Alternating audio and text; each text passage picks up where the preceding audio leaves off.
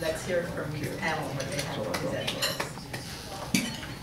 I guess I'm starting this one off, and this group here in this room,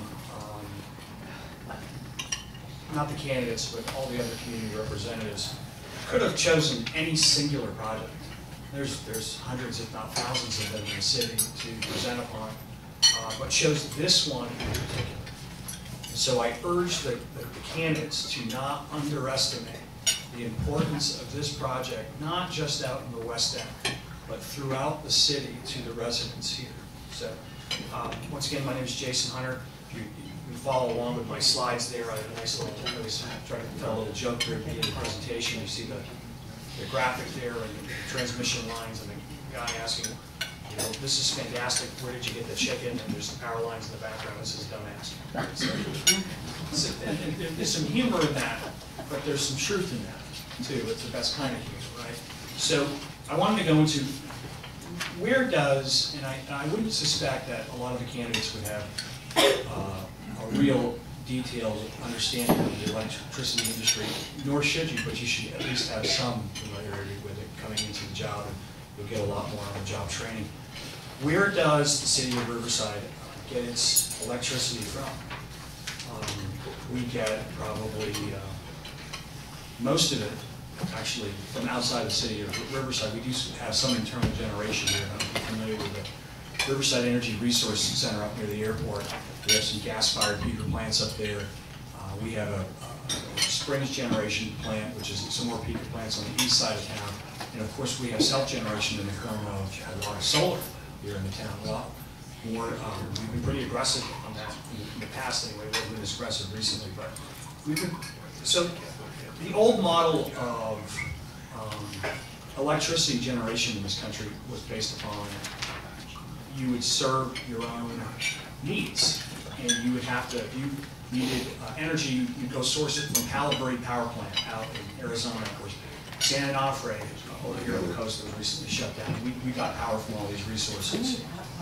In 2003, the world changed, and these days, you can get power from anywhere, theoretically anywhere in the country.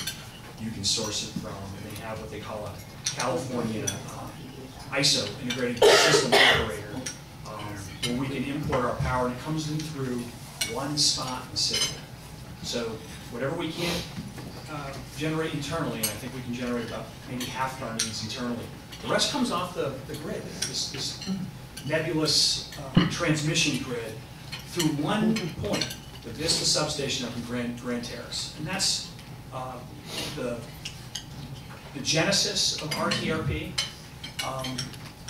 It's a $160 million double circuit, and this is going to get wonky, 230 kilovolt transmission line, complete with substations and smaller transmission lines. As you look at the next page of the slide, you'll see what the proposed route is. The above ground portions are sort of those dotted lines and solid lines of the underground portions. It runs through wards 7, I believe, parts of 6, parts of 3, and it would be controlled by SoCal Edison. So those big giant transmission lines aren't RPU assets, they'd be Southern California Edison assets. I wanted to go really quickly through the history of RTRP. And, you know, in 2006, this project, by the way, has been around since the 60s. It's been talked about since the 60s.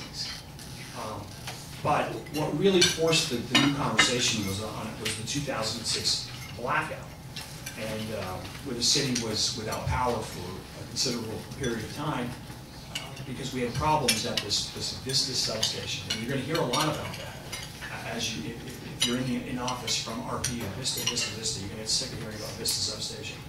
And at the time in 2006, they said, let's go forward and build a second interconnection, and we'll be done by 2012.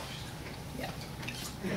So now, I was there in 2009 when it was kicked off, and I'll tell you what my experience was internally there at RP was, let's get this project moving before the city of Harupa Valley can incorporate and push it through as quickly as possible, with as little resistance as possible. And let's avoid telling the community what's coming our way. Okay? That was the internal discussions.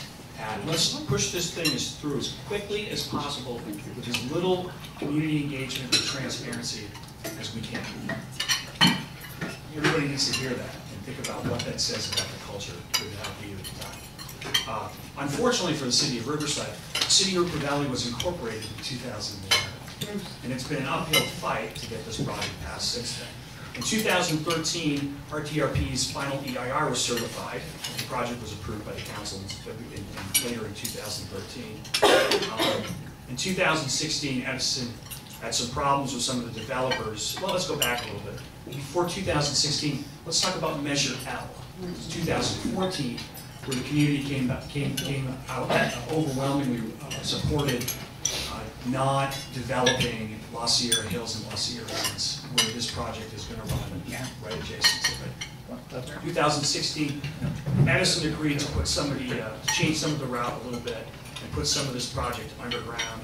And where are we as far as RPU? RPU, total authorized funds for RPU is currently $42 million on this project, with an expenditures of $26 million. This is actually in 2017. And I didn't really want to, quite frankly, if you look at the timeline, I didn't really update it that much as far as it shows where it is in the regulatory process, because really not much has changed outside of the final dates. It kind of shows you how the government operates. At one point in time, the final decision, this is 2 years ago when I first gave this presentation, was supposed to be in September 2018. Here we are in September 2019, the project is still not approved. So, and the final approval we think coming for the CPUC now might even be the spring of 2020, which means candidates in this room will be making decisions on this project. I think it goes before the administrative law judge before then this fall. So there is time to comment and there is time to change. We don't have to go down the road with this project, or we could modify it. So I wanted the next sheet to take a look at. It shows what these transmission lines will look like in reality. They are monstrously large projects, and they will be running against scenic vistas like the ones in your presentation. These are not small transmission lines like you see in your neighborhoods. There are alternatives. If you look at the next page, you'll see that we could build our own internal generation. We could underground more of the lines. There's been a lot of exciting change as far as technology goes in the sector. You've got battery storage, you've got distributed generation, which includes things like solar. It's kind of smaller generation. You've got all sorts of things that, in my career in the energy industry, this is the most exciting time to be alive, because there's a lot of new technology, there's been a lot of research that's been done over the last 20 years pushing forward this technology that will allow us, in my opinion, to not build these monolithic giant structures that can destroy communities. Or, quite simply, you could just pick a new route altogether. So I get ready to close. I'm not quite closed, but with a quote from Margaret Mead, which says, "Never doubt that a small group of thoughtful, committed citizens can change the world. Indeed, it's the only thing that ever has." Okay? So, and there's been changes amongst the regulatory bodies in California about there used to be a reluctance to undergrounding giant transmission lines like this, but that's changed in the last 10 years or so. And I brought up an example of what happened in the city of Chino Hills. The city of Chino Hills rallied together the community and pressured our lobby, CPUC, and CPUC relented and said, we're going to underground the whole line. And that could happen here. That could happen here. It might take a little, it might slow down the project. But I think that in engineering we have a saying. Believe it or not, before I was in the energy industry, I was a civil engineer, older than dirt, is that you don't build a 100-year oven. You don't build these massive infrastructure projects that are literally going to be there for the next 100 years. And so we need to rethink this project. The last slide I have here is going to be the closing slide, so all three of us will present, and then I'm going to close with the last slide. So don't read it right now. We're going to get the wrap up of the last slide.